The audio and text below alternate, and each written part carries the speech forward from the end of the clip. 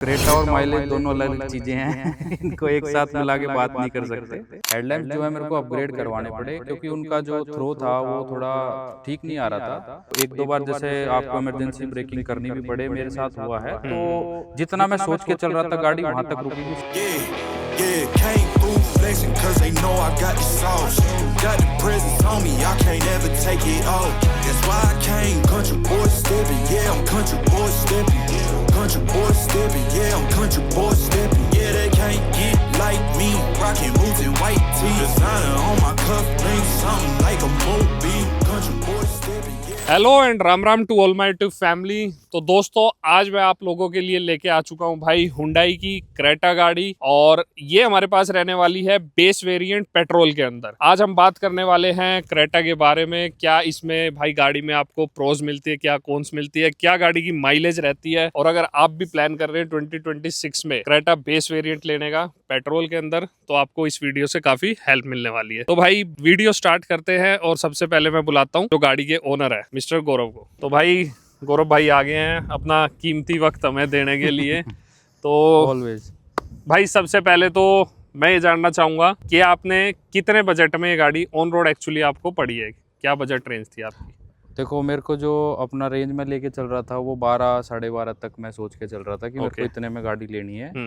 तो ये जब दिसंबर में मैंने परचेज की थी तो उस टाइम ये मेरे को 12 से नीचे ही मिली है, 15-20 हज़ार रुपये। तो कह सकते हो कि 11-80 के आसपास मेरे को कॉस्टिंग रही है। अच्छा, दूसरी बात ये भाई, अगर आपका बजट जैसे आपने बताया 12 के अराउंड था, क्रेटा ही क्यों आपने मतलब ऑप्ट करी? आपके पास 12 में और भी ऑप्शंस थे बहुत। ऑप्शन सेकंड विक्टोरिस था, ब्रेजा थी और ग्रैंड विटारा थी। अब लेकिन मेरे को जो है हुंडई का, मैं पहले भी कस्टमर रहा हूँ, तो मेरे को इसका इंटीरियर थोड़ा बेटर लगता है बाकी गाड़ियों से, तो मैंने इसी को प्रेफरेंस दी। टाटा की तरफ जाने का विचार नहीं था कुछ? टाटा में भी कुछ ऑप्शंस थे? ऑप्शन थे, नेक्सॉन थी, लेकिन मेरे को एक तो उसकी फिट एंड फिनिश अच्छी नहीं लगती है। बाकी नेक्सॉन की जो अब बाहर से जो आप देखोगे गाड़ी, तो फिर भी काफ़ी हद तक वो अब ठीक लग रही है पहले के मुकाबले। लेकिन थोड़ा सा उसमें डर ही रहता है टाटा की गाड़ियों में। एक तो कुछ ना कुछ इंजन में उसमें कुछ दिक्कत आती है। आफ्टर सर्विस जो है, जो लोगों ने बताया है, जो मेरे एक दो साथी हैं, तो उन्होंने भी कुछ मतलब इतना अच्छा रिस्पांस दिया नहीं। तो भाई सर्विस को लेके थोड़ा सा टाटा के लिए ना अभी भी कस्टमरों के मन में है, शंका है अभी भी। टाटा को जल्दी से लोग ऑप्ट नहीं करना चाहते, तो इसलिए भाई ने फिर अपना फाइनली हुंडई की क्रेटा ही ऑप्ट करी। तो भाई जैसे कि क्रेटा में हमें पता है मिल जाता है 1.5 लीटर का 4 सिलेंडर इंजन, जो कि प्रोड्यूस करता है 113 bhp की पावर और 144 न्यूटन मीटर का टॉर्क। तो भाई पावर को लेके आप कितना सेटिस्फाइड हैं, या आपको लगता है कि थोड़ा सा लैग है गाड़ी में, पावर और अच्छी हो सकती थी, या आप मतलब खुश हैं पावर से? नहीं, मेरे को थोड़ा सा फील होता है लैग है गाड़ी में। अच्छा, क्योंकि 1500 सीसी का इंजन है, और एक दो गाड़ी जो मैंने अदर ब्रांड की ट्राई करी थी, शायद उनमें थोड़ा सा मतलब 19-20 ज़्यादा ही था इससे पावर। तो शायद ये भी हो सकता है, इसकी थोड़ी बॉडी हैवी है। हाँ, ये तो उस चीज़ का भी फर्क हो सकता है। बाकी और एक चीज़ ये है, पहले डीजल गाड़ी चलाई है तो उसके सामने तो ये कुछ है नहीं अभी फिलहाल मेरे हिसाब से। तो इसलिए भी थोड़ा मतलब है पावर का इशू, थोड़ा मतलब और बेटर हो सकती थी इंजन की रिफाइनमेंट। हाँ जी। चलिए, अब भाई हम आपसे जानना चाहेंगे, गाड़ी आपने कितने दिन पहले लगभग ली थी? लगभग 5 महीने हो गए हैं मेरे को गाड़ी 5 महीने। और कितनी आपने चला दी अभी तक? ये लगभग 5000 ही चल चुकी है। 5000 किलोमीटर। तो आपने अभी तक सर्विस एक आधी कराई है गाड़ी की? हाँ, वो फर्स्ट सर्विस हुई थी जो 1500 पे होती है। अच्छा, फ्री ऑफ कॉस्ट थी? हाँ, वो फ्री ऑफ कॉस्ट थी। ओके। तो भाई अब मैं मेन मुद्दे की बात करना चाहूँगा। सबसे पहले माइलेज आपको कितनी मिलती है क्रेटा से, और उससे खुश हो या नहीं हो? भाई अब क्रेटा और माइलेज दोनों अलग अलग चीज़ें हैं। इनको एक साथ मिला के बात नहीं कर सकते। फिर भी अगर आप कह रहे हो तो मतलब फिगर्स मेरे को देनी है, तो माइलेज है 10 से लेके 13 के बीच में। ओके। हाँ जी, मेरा जो है थोड़ा आप ये कह सकते हो, इतना ज़्यादा ट्रैफिक में मेरी रनिंग है नहीं। 80% मैं मतलब आउटर रोड्स पे ही चलता हूँ, तो दे देती है 12, 13, साढ़े 13 तक भी चली जाती है। बाकी अगर बात करें कि अगर भाई बिल्कुल ही आपको बम्पर टू बम्पर ट्रैफिक में चलना है, तो एक मतलब उसमें है 8 तक भी आ जाती है। और एवरेज की बात करूँ तो आप ऑन मतलब 10 मान सकते हो ओवरऑल। तो भाई ये एक थोड़ा सा नेगेटिव साइड पे बात होगी है माइलेज को लेके अगर हम करें तो। क्रेटा का भाई यही है, अगर आप पेट्रोल वेरिएंट लेना चाह रहे हो तो माइलेज से थोड़ा सा कंप्रोमाइज आपको करना पड़ेगा, क्योंकि एक तो इसमें थोड़ी सी बॉडी हैवी है हाँ जी। ऑब्वियसली हुंडई का, अगर आप इसका गाड़ी का वेट चेक करेंगे ओवरऑल तो वो थोड़ा सा ज़्यादा है एज़ कम्पेयर टू अदर गाड़ी इसी सेगमेंट की। और दूसरा भाई थोड़ा सा इंजन भी इसका जो है हैवी दे रखा है गाड़ी में। तो भाई आपसे मैं एक चीज़ और जानना चाहूँगा गौरव जी, अब आपको गाड़ी चलाते हो ऑलमोस्ट जैसे कि आपने बताया 5-6 महीने हो चुके हैं, तो गाड़ी के बारे में सबसे पहले आप बताओ मुझे कि आपको क्या पॉजिटिव्स लगे हैं इसमें, क्या आपके हिसाब से गाड़ी में मतलब वर्थ इट है इतना 11 लाख रुपए लगाना, तो वो सब आप शेयर करें अपने। देखिए, 2 चीज़ें हैं। एक तो सबसे पहला है इंटीरियर। ओके।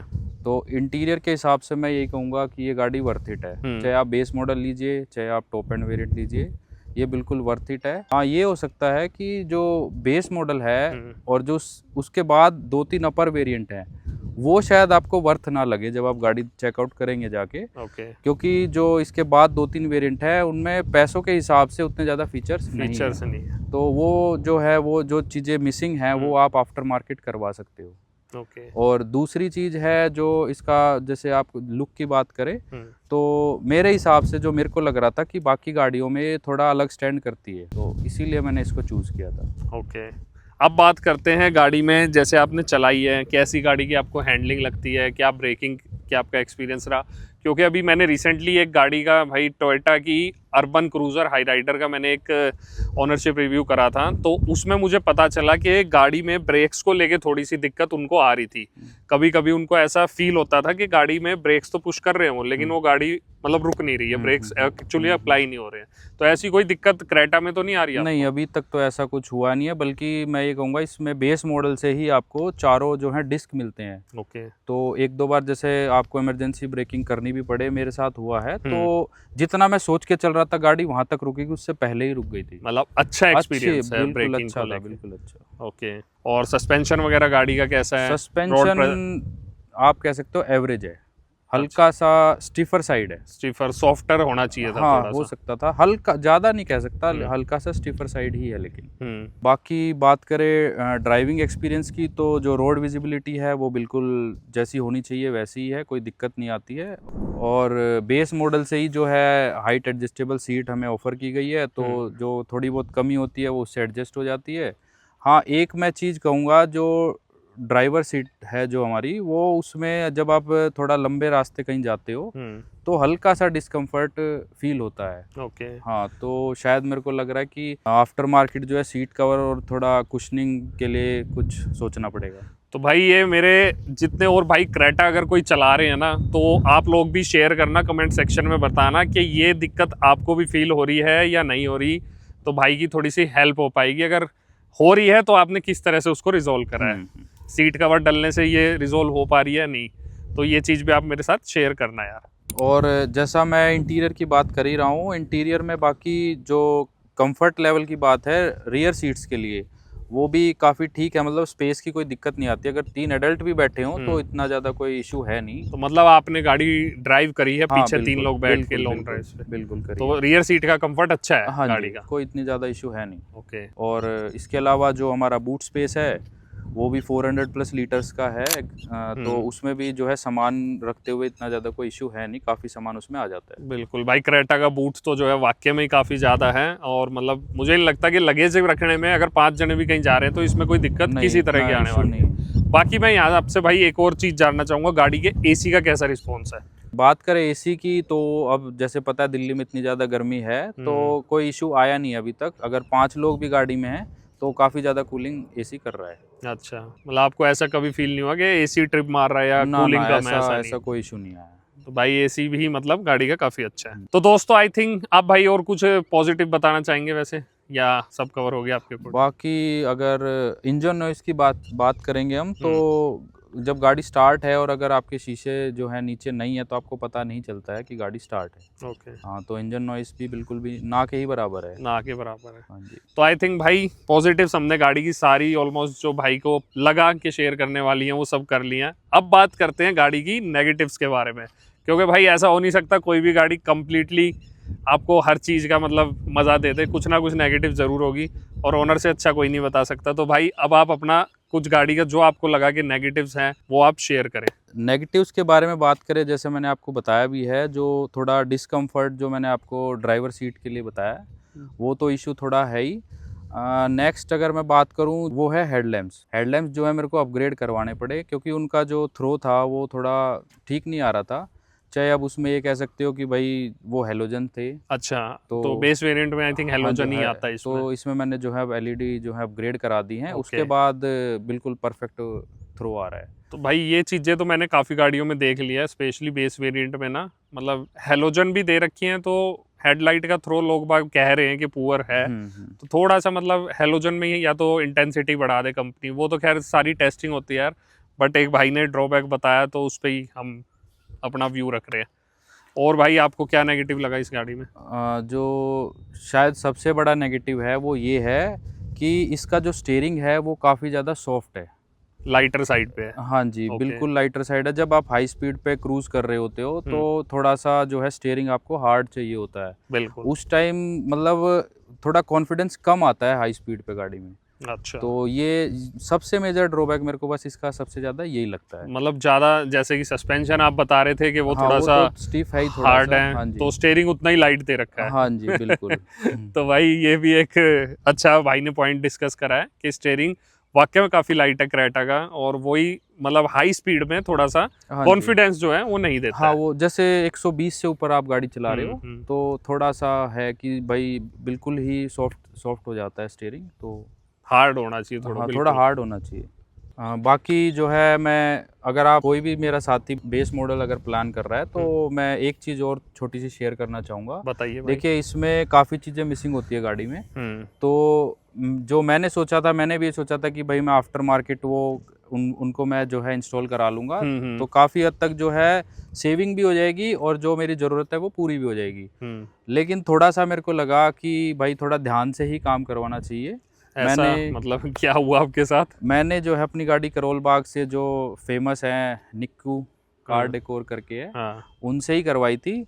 तो जो है मतलब ये नहीं कह सकता कि सारी चीज़ें ख़राब हैं, लेकिन जो थोड़ा पेस्टिंग वगैरह का काम है, जैसे रूफ रेल लगी है, वाइज़र लगे हैं, वो ये लगा लो आप 2-3 महीने में वो जो है निकल गए थे। ओके, तो मतलब मेरे को ग्लू जो था उनका वो हाँ या जी, टेपिंग जो भी थी वो अच्छी क्वालिटी की नहीं थी। वो तो ये कह रहे हैं कि ये जो है होंडाई का जेन्युइन पार्ट है, लेकिन मेरे को अब लग नहीं रहा कि वो जेन्युइन था, क्योंकि मेरे को वो जो है दोबारा से इंस्टॉल कराना पड़ा, दोबारा उस पर टेपिंग हुई। अच्छा, और दोबारा वो चिपकाया गया। ओके, बट भाई अगर ओरिजिनल हो हुंडई ओरिजिनल तो उस पे आई थिंक 3M की टेप आती है, तो वो तो स्ट्रॉन्ग इतनी होती है ऑलरेडी, स्ट्रॉन्ग होती है, तो उसमें दिक्कत आनी नहीं चाहिए। एक और मज़ेदार बात है, जो मेरे साइड मिरर्स हैं वो भी मैंने आफ्टर मार्केट इंस्टॉल करवा रखे हैं। ओके, तो ये भी, इनका भी बिल भी दिया गया था कि ये जेन्युइन पार्ट्स हैं, और शायद आपको कैमरे पे दिख रहा होगा ये फेड हो चुके हैं।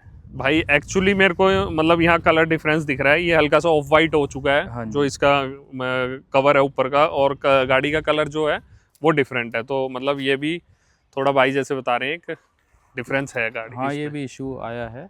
और बात करूँ, मैंने साउंड सिस्टम भी अपग्रेड कराया था, क्योंकि इस गाड़ी में कोई भी साउंड सिस्टम नहीं आता है। अच्छा, तो इसमें वो कोई है ही नहीं, म्यूजिक सिस्टम आता ही ना, नहीं इसमें कोई भी हेड यूनिट नहीं। तो भाई बेस मॉडल अगर आप प्लान कर रहे हैं क्रेटा का, तो ये चीज़ मतलब ध्यान रखें कि इसमें कोई भी सिस्टम यूनिट जो हेड यूनिट होती है हमारी वो आती ही नहीं है। हाँ, तो वो तो उसमें कोई इशू नहीं आ रहा है। वो तो आप जितना आप अमाउंट खर्च करेंगे उस हिसाब से आपको क्वालिटी मिलेगी। ये सब इश्यूज थे। और तो भाई आई होप के अगर आप भी प्लान कर रहे हो क्रेटा बेस वेरिएंट पेट्रोल लेने का, तो इसी वीडियो से आप काफ़ी क्वेरी सॉल्व हो जाएगी, और फिर भी आपकी कोई भाई क्वेरी है तो आप मेरे से कमेंट सेक्शन में पूछ सकते हैं। तो मिलते हैं दोस्तों नेक्स्ट वीडियो में, till then bye bye and Ram.